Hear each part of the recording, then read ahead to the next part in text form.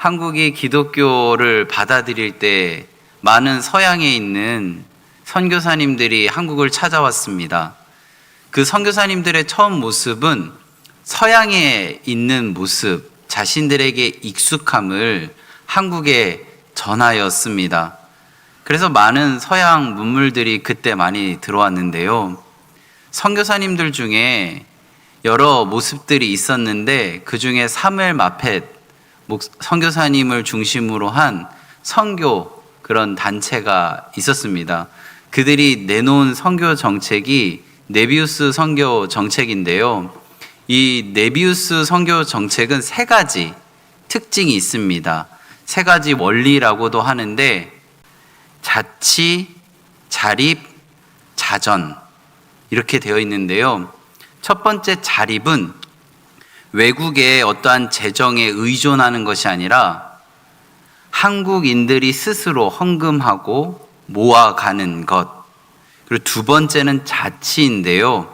외국 선교사님이 그 교회의 자리를 어떻게 이끌어가는 것이 아니라 한국 현지인들이 그 시간들을 이끌어가는 것. 마지막으로 자전인데요. 선교사님이 어떠한 해외의 물물들을 갖고 와서 그것을 펼쳐놓으면서 전도하는 것이 아니라 한국인들이 스스로 전도할 수 있도록 도와주는 것. 이렇게 자립, 자치, 자전 이 세 가지 원리로 한국 선교를 했던 네비우스 선교 정책이라는 게 있었습니다. 이것 덕분에 한국은 스스로 폭발적인 부흥을 경험합니다. 세계 어디에서도 발견할 수 없는 정말 어마어마한 부흥을 경험하게 되죠. 스스로 성경을 읽고 스스로 기도회를 만들고 스스로 교회를 세우고 스스로 한 영혼 한 영혼을 찾아가서 전도하기 시작합니다. 이 1890년대 이 시간에 한국이라는 나라의 토양이 기독교를 잘 전할 수 있는 토양이었을까요? 이 한국이라는 나라의 토양이 그 당시에 해외 문물을 잘 받아들였고 그런 상황 속에 이 기독교라는 서양에서 들어온 종교가 잘 뿌리 내릴 수 있는 토양이었을까요? 그 당시의 상황들을 생각해 보면 한국이라는 나라의 토양은 길가와도 같았을 것입니다. 복음이 뿌려졌을 때 토착 문화와 제사 문화와 유교의 여러 가지 상황들이 뿌려지는 즉시 바로 새가 모이를 쪼아가듯이 없어져 버리는 상황이었을 것이고 또 한국이라는 이 나라의 정서가 마음에 감동이 있으면 뜨거워지는 것, 이렇게 뜨거워지는 상황들이 분명히 있었기 때문에 복음이 뿌려질 때 바로 싹은 나지만 그 깊이가 아직은 없어서 뿌리를 내리지 못한 상황들로 인해서 이 줄기는 금방 타버리는, 그리고 그 당시에 교회를 다니고 예수를 믿을 때 따라왔던 별명 예수쟁이를 생각해 보면 하나님을 믿음으로 인해서 왕따를 당하고 따돌림을 당하고 마을에서 쫓겨나는 이러한 이야기들을 접할 때에 역사를 보면 이 당시의 한국 기독교는 상상할 수 없을 정도의 대부흥을 이루어 갑니다. 왜 이것이 가능했을까를 우리는 생각해 보아야 합니다. 당시에 한국이라는 나라에 신학적 토대가 단단하게 잘 자리매김하고 있어서가 아닙니다. 우리는 몰랐지만 지하교회가 있었고 이 지하교회가 토대가 되어서 그 당시에 선교사님들이 복음의 씨앗을 뿌렸고 그것이 잘 맞아서 부흥을 이루었다라고 설명할 수가 없습니다. 어떻게 설명할 수 없는 이 지점에 우리가 설명할 수 있는 것은 저번 주에 설교를 기억해 보시면 이 한국이라는 땅을 누가 기경하셨습니까? 하나님이요. 하나님이 한국이라는 땅을 복음화하기로 작정하시고 돌밭 같고 길가 같고 가시덤불이 덮여있는 그 땅을 직접 기경하셨기에 한국에 그런 설명할 수 없는 부흥이 있었던 것입니다. 이것이 바로 은혜입니다. 그리고 한 가지 더 이유를 찾아보면 이름도 없이 빛도 없이 하나님의 말씀 앞에 순종하며 주님의 주도하심 앞에 엎드려 있었던 인내했던 한 사람이 있었기 때문입니다. 지금 우리 강례교회는 어떠한 땅일까요? 길가일까요? 돌밭일까요? 가시덤불이 덮여 있는 땅일까요? 우리 강례교회는요, 좋은 땅입니다. 어느 정도로 좋은 땅인지 아세요? 아주 좋은 땅입니다. 우리 강례교회는요, 세상의 어떠한 땅보다도 최고로 좋은 땅입니다. 왜요? 좋은 목사가 있어서요? 아닙니다. 좋은 장로님들이 든든하게 버티고 있어서요? 아닙니다.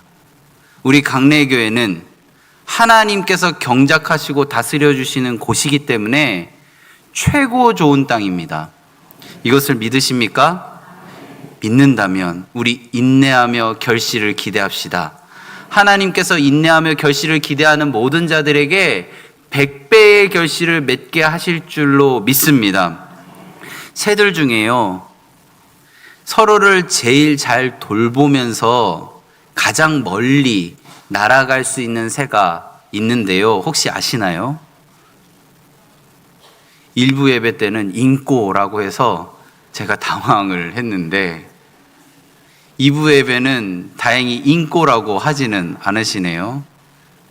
그 새는 기러기입니다.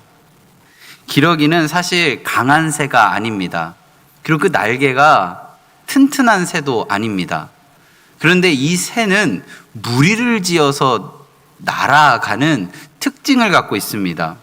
그리고 이 무리를 지어 날아갈 때 멀리 날아갈 수 있는 방법을 선택하는데요.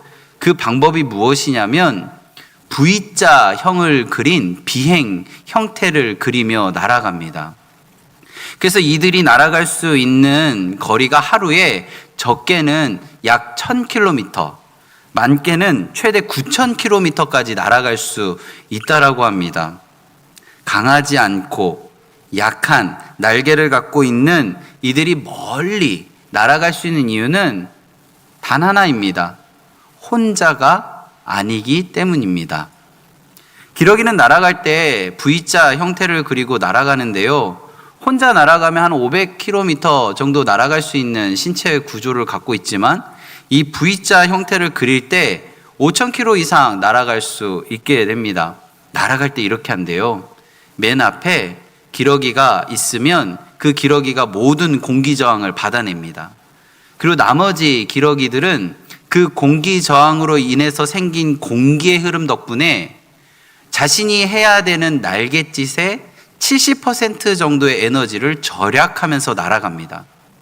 그러면 이제 이 맨 앞에 리더 역할을 하는 이 기러기는 5000km 날아갈 때까지, 9000km 날아갈 때까지 그 모든 공기 저항을 오롯이 받으며 그 시간을 날아갈까요? 아닙니다. 아무리 훌륭한 기러기라 할지라도 피곤하고 지치고 날개에 무리가 오겠죠. 이 맨 앞에 있는 기러기가 피곤함을 느낄 때 맨 뒤로 빠집니다. 그리고 그 자리를 그 다음 기러기가 담당합니다. 그러면서 이 긴 여행을 그들이 서로가 서로를 돌보면서 이 여행을 완주한다라고 합니다. 그리고 기러기는 두 번째 특징을 가지면서 여행을 하는데요. 계속해서 뭐라고 한다고 하는데요. 저는 아직 기러기 언어를 습득하지 못해서 학자들은 이렇게 얘기합니다. 그 언어가 서로를 응원하는 언어입니다. 군인들이 행군을 할 때 군가를 부르고 구호를 외치는 것처럼 기러기들은 서로가 서로의 존재를 확인하며 응원하는 소리를 내면서 날아간다라고 합니다. 그리고 마지막 특징이 있는데요. 그 행렬 중에 다치거나 아프거나 비행이 어려운 기러기가 있으면 그 기러기가 비행에서 이탈을 합니다. 나머지 기러기들은 어떻게 할까요? 그 기러기를 포기해버리고 비행을 이어가는 것이 아니라 그 비행에서 두 마리의 기러기가 따라서 같이 대열을 이탈하고 다친 부위가 다 아물거나 체력이 회복되었을 때 다시 다른 새의 무리에 합류해서 비행을 완주한다라고 합니다. 이 기러기의 이 비행하는 모습이 우리 한국교회, 이 강례교회에서 신앙생활을 하는 우리에게 큰 의미를 줍니다. 한 명이 앞에서 이끌어 간다고 뒤에 있는 이들이 그 모습을 소홀히 여기는 것이 아니라 함께 서로 격려하며 그 길을 완주해 가야 하는 것. 그 길이 어디인가요? 천국입니다. 우리 모두는 천국을 향해 가고 있는 이 상황 속에 우리 한 명 한 명은 연약하고 강하지 않아서 완주할 수 없지만 함께 간다면 그 길을 완주할 수 있게 됩니다. 그러면서 점점 외톨이처럼 도태되어져 가는 사람이 기러기의 무리 안에 없듯이 우리 안에도 없어야 합니다. 한 명이 낙오되어질 때 함께 나아감이 우리들 안에 있어야 하는 것이죠. 그럴 때 더 높이, 더 멀리 하나님께서 허락하신 십자가의 길을 걸어가며 천국길까지 완주하는 우리들의 모습이 있게 되어지는 것입니다. 제가 수학 문제를 하나 내려고 하는데요. 혹시 틀려도 괜찮으니까 답을 한번 해보셨으면 좋겠습니다. 1 더하기 1은 몇일까요? 어렵죠. 그래서 대답 안 하시는 거죠. 1 더하기 1은요 2입니다. 좀 놀라셨죠? 이 계산대로 되지 않은 세상을 살아가서 그렇습니다. 1 더하기 1은 2. 산술적으로는 분명히 이런데 우리들의 인생을 바라보면 1 더하기 1이 2가 아님을 많이 경험하셔서 지금 대답을 잘 못하신 거라고 생각되어집니다. 분명 다른 하나와 다른 하나가 함께 있으면 2가 되어야 하는데 누구와 함께 있으면 나의 하나까지도 잃어버리는 1 더하기 1이 1보다도 더 작은 수가 되는 것을 우리는 경험합니다. 그것을 대립이라고 합니다. 내가 갖고 있는 것까지도 잃어버리는 만남. 1 더하기 1을 했더니 1보다 적은 수가 나오는 만남. 이것을 대립이라고 합니다. 그리고 1 더하기 1을 했는데 1보다는 큰데 2보다도 작음을 경험할 때가 있습니다. 내가 가지고 있는 것보다 조금은 낮지만 내가 기대한 2보다는 적은 수를 경험할 때가 있습니다. 이것을 무엇이라고 하냐면 타협이라고 합니다. 그래도 어느 정도 이 정도 하면 된다라는 생각으로 그 시간을 보내는 것. 그렇지만 내가 기대한 것보다는 조금 낮은 상황이 되는 것. 타협. 그럼 1 더하기 1이 2가 될 때도 있습니다. 그때를 무엇이라고 하냐면 협동이라고 합니다. 내가 기대한 계산치대로 결과가 나오는 그러한 모습을 협동이라고 합니다. 지금 이야기하려는 것은 1 더하기 1이 3, 4, 5, 10, 100이 되는 순간도 있습니다. 그 순간을 우리는 무엇이라고 하냐면요, 시너지라고 합니다. 시너지라는 단어는 라틴어로 함께라는 의미를 담고 있는 신과 이를 뜻하는 에르곤이라는 단어가 합해져서 만들어진 단어입니다. 그래서 바울은 편지할 때 동역자들이라는 표현을 할 때 이 시너지라는 단어에서 파생된 시네르고스라는 단어를 동역자라고 표현합니다. 하나님께서 허락하심 안에서 1 더하기 1 더하기 1 더하기 1 더하기 1이 합해졌더니 산술적인 숫자보다 더 큰 하나님의 역사를 경험했다라는 것을 시너지라는 단어에서 파생된 시네르고스라고 표현하고 있습니다. 지금 우리 강례교회에 있는 많은 움직임들 속에 이 시너지가 나오기를 바랍니다. 한 명 한 명 한 명의 그 값이 모여서 하나님께서 허락하심 안에서 그 기대치를 능가함이 우리 강례교회 안에 있기를 바랍니다. 이 시너지가 나오는 곳을 공동체라고 하는데요. 공동체를 국어사전에서 찾아보았습니다. 정의는 이렇습니다. 생활이나 행동 또는 목적을 같이 하는 집단이라고 되어 있었습니다. 공동체, 서로 다름이 모여서 그 다름이 틀림이 아니라 하나 되어져 가는 목적을 같이 하는 집단. 1 더하기 1이 2 이상이 되어지는 집단, 시너지가 나오는 집단을 공동체라고 할 수 있습니다. 영적으로 생각해 보겠습니다. 악은 강할까요? 약할까요? 삶 속에서 나에게 악은 강하게 다가오나요? 약하게 다가오나요? 예수님이 성령 충만함을 받고 40일 동안 광야에 있을 때 성령 충만한 예수님에게 감히 도전한 존재가 사탄입니다. 이 모습을 생각해 보면 악은 강합니다. 그런데요, 이 악이 힘이 강한데 자체가 강한 것은 아닙니다. 우리 시편 1편 1절 말씀을 함께 읽겠습니다. 복 있는 사람은 악인들의 꾀를 따르지 아니하며 죄인들의 길에 서지 아니하며 오만한 자들의 자리에 앉지 아니하고. 시편 1편 1절 말씀을 보면 복 있는 사람은 단수로 쓰여졌을까요? 복수로 쓰여졌을까요? 단수로 쓰여졌습니다. 우리 시편 1편 1절 좀 띄워주시겠어요?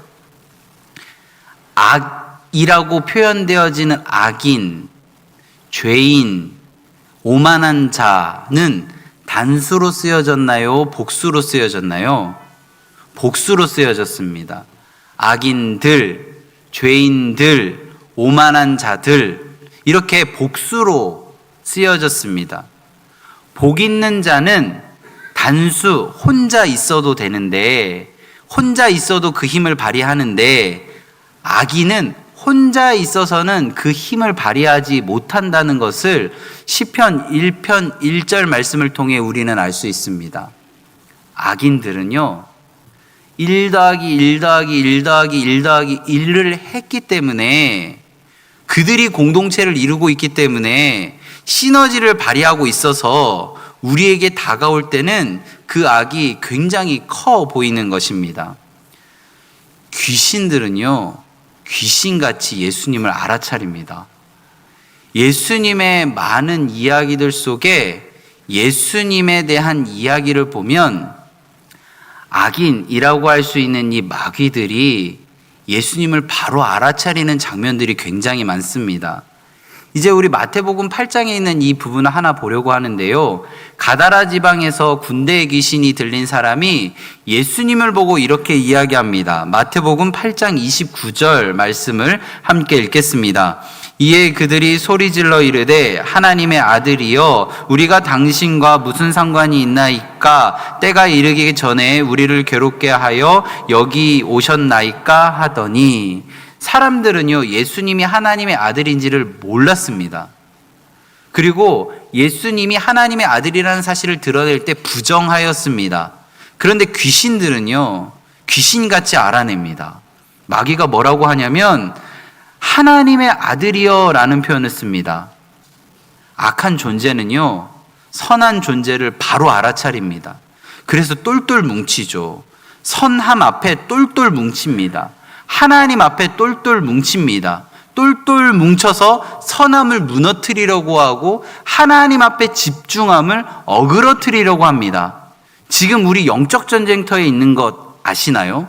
지금 이 예배의 자리도 영적 전쟁터라는 것 혹시 알고 계신가요? 그것을 우리는 기억해야 됩니다. 간단한 예를 들어볼까요?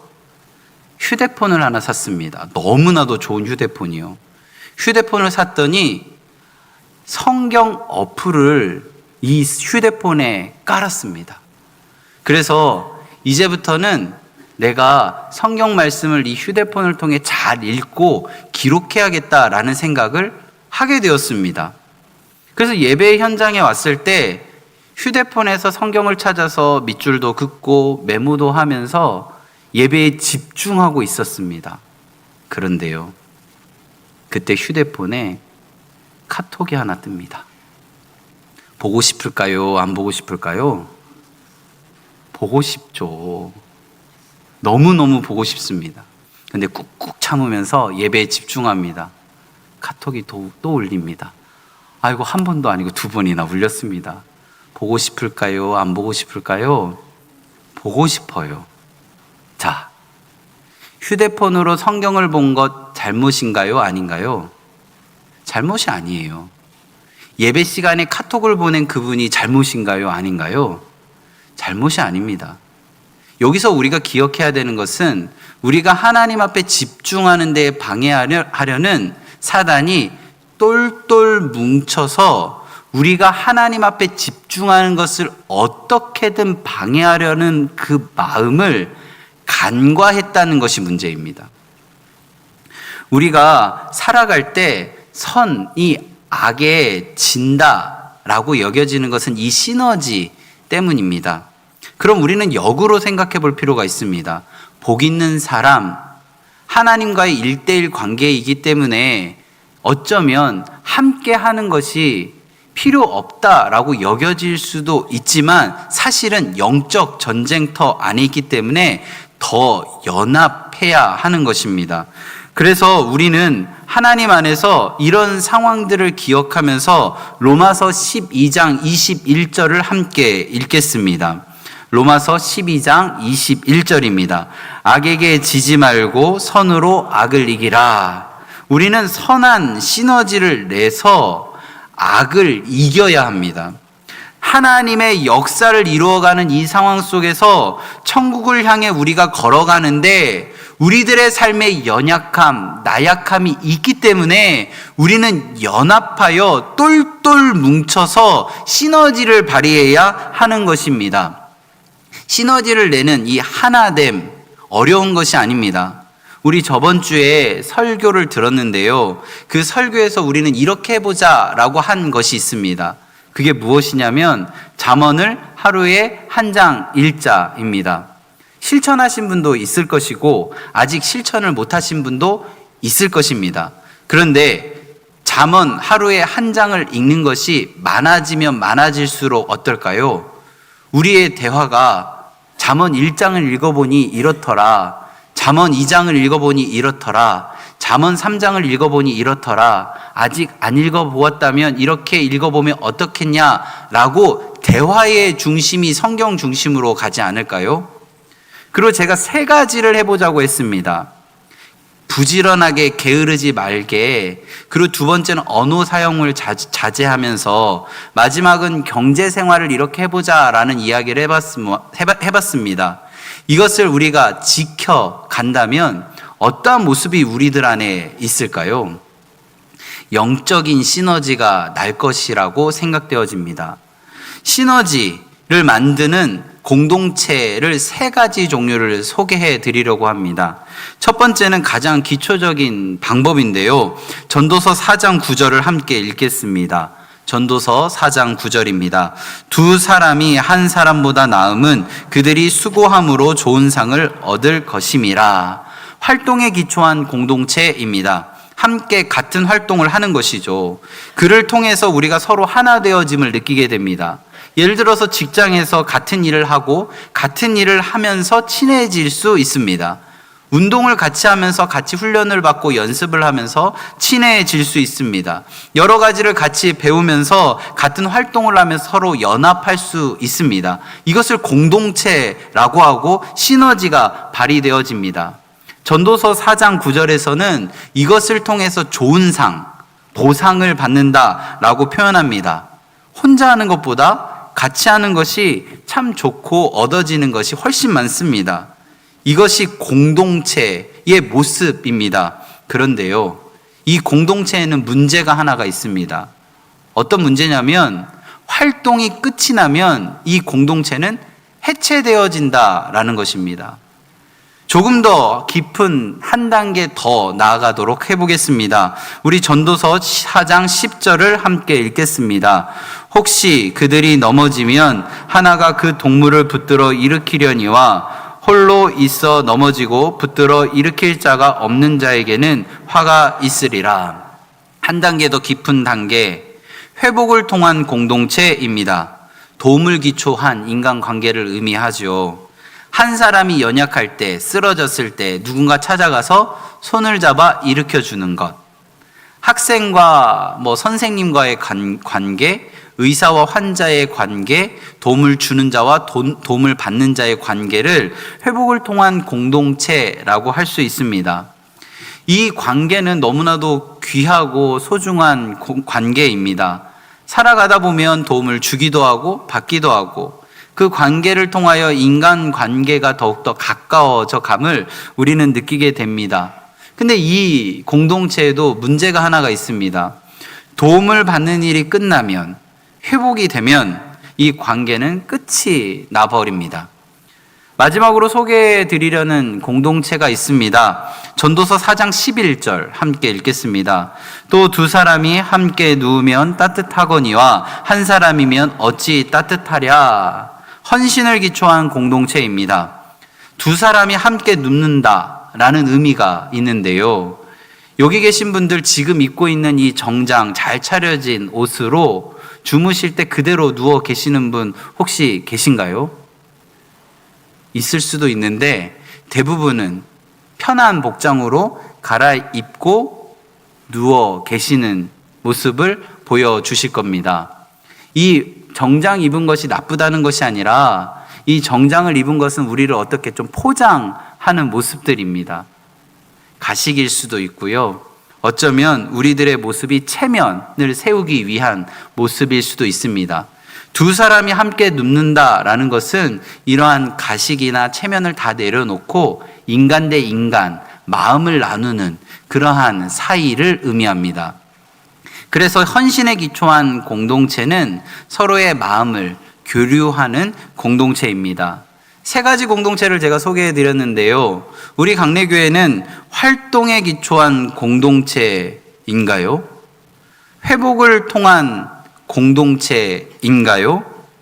헌신에 기초한 공동체인가요? 마태복음 18장 15절에는 한 가지 상황이 발생했음을 알려줍니다. 우리 마태복음 18장 15절을 함께 읽겠습니다. 내 형제가 죄를 범하거든 가서 너와 그 사람과만 상대하여 권고하라. 만일 들으면 내 형제를 얻은 것이요. 죄의 종류는 나와 있지 않습니다. 활동에 기초한 공동체라면 어떻게 할까요? 함께 마음을 모아서 죄를 없애는 것에 집중합니다. 회복을 통한 공동체라면 죄로 인해 회복이 필요한 부분들에 집중하게 됩니다.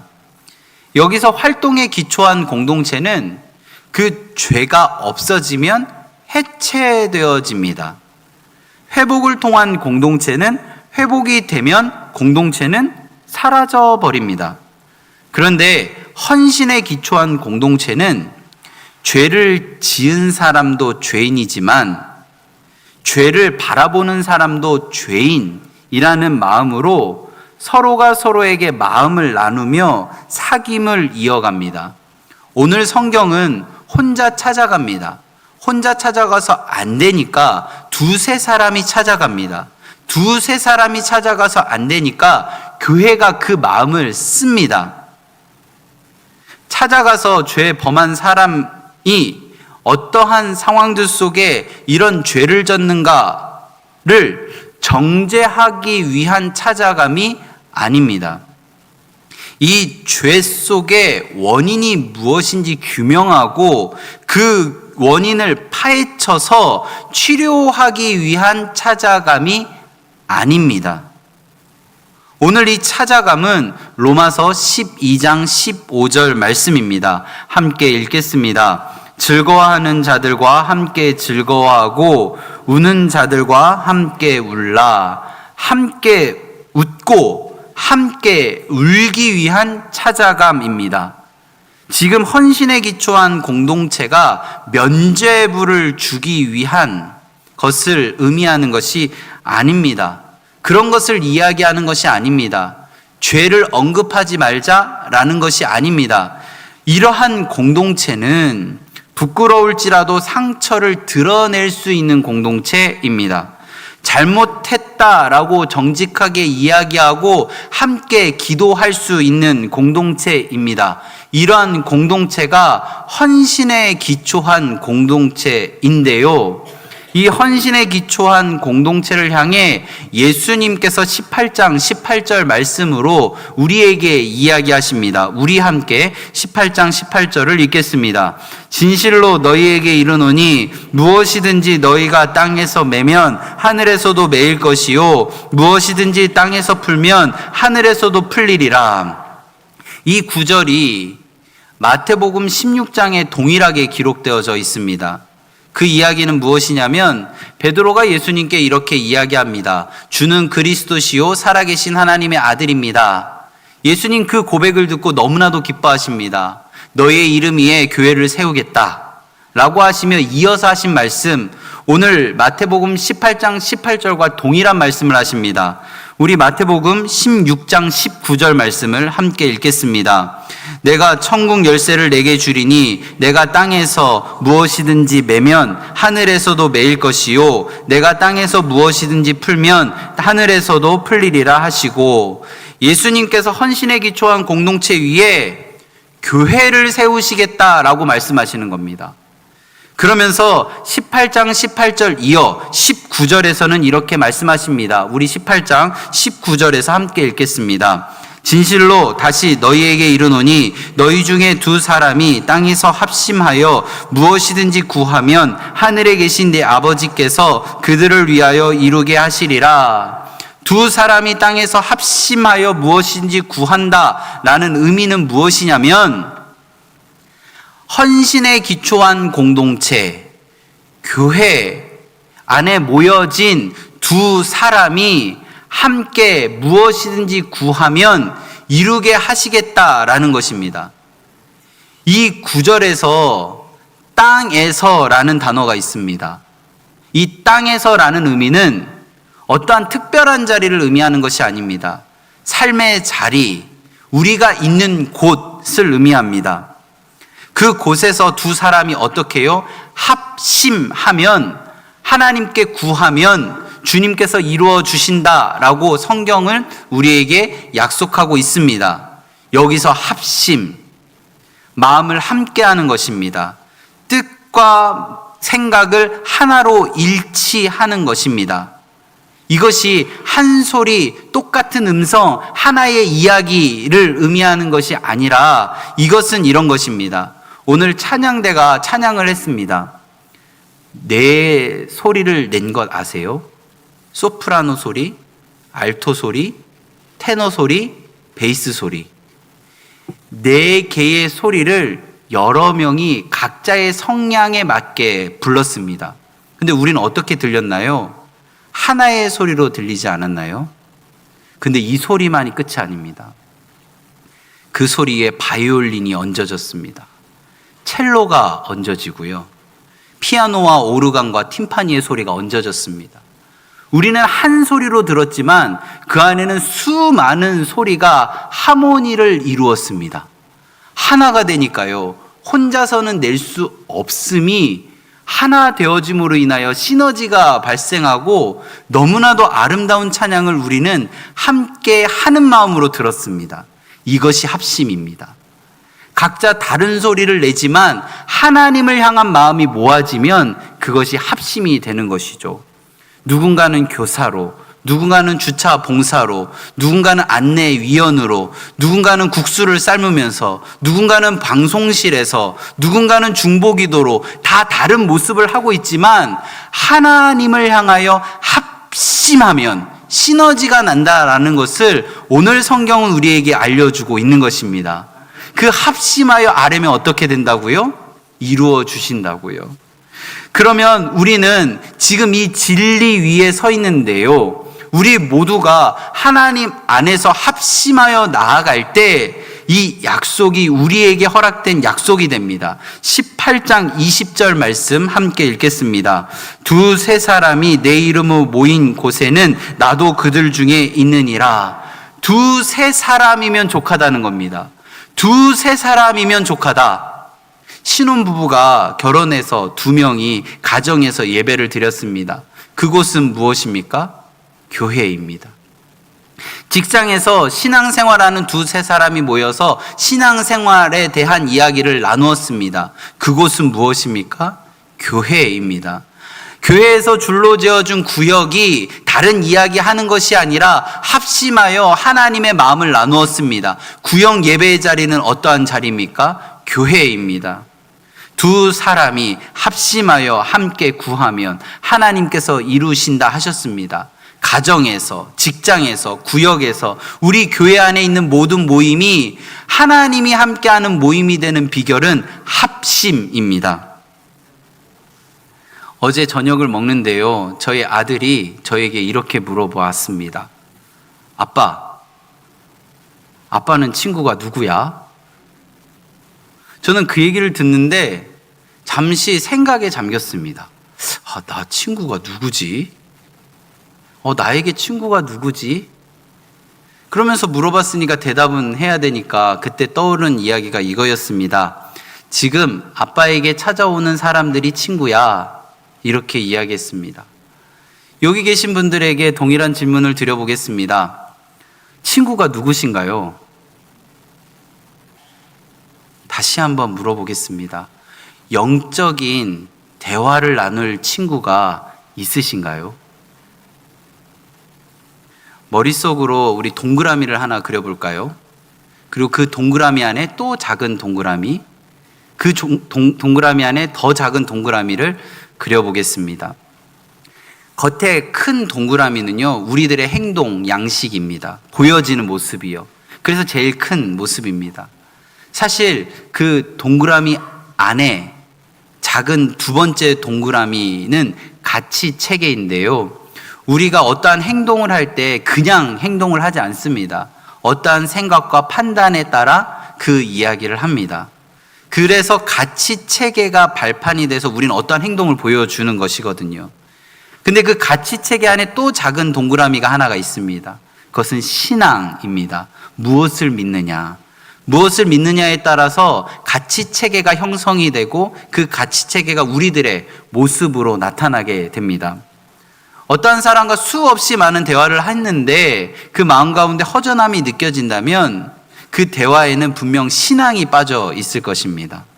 우리가 교회 안에서 이야기를 분명 하고 있는데 분명 예수 믿는 자와 대화를 하는데 그 대화에 벽이 느껴진다면 그 대화에는 신앙, 하나님이 없는 것입니다.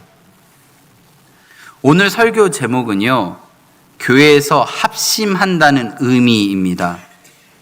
우리 교회는 무엇을 해야 될까요? 모여서 밥 먹는 것, 운동하는 것 너무나도 중요합니다. 너무나도 중요하죠. 그게 겉으로 드러나는 행동 양식이라고 생각한다면 그 안에 어떠한 가치 체계를 담고 있는지를 생각해 보셨으면 좋겠습니다. 그 안에 신앙이 있는지를 생각해 보셨으면 좋겠습니다. 교회에서 함께 모여 밥을 먹을 때, 운동을 할 때, 교제를 할 때 그 이야기의 중심에 하나님이 있는가, 신앙이 있는가를 점검해 보셨으면 참 좋겠습니다. 이렇게 할 수 있는 방법을 또 알려드리겠습니다. 모여서 제일 처음 무엇을 하면 되냐면요, 기도를 하시면 됩니다. 그리고 그 모임을 해 나갈 때 기도하는 마음으로 하시면 됩니다. 그리고 모임이 다 끝났을 때 기도로 끝을 내면 됩니다.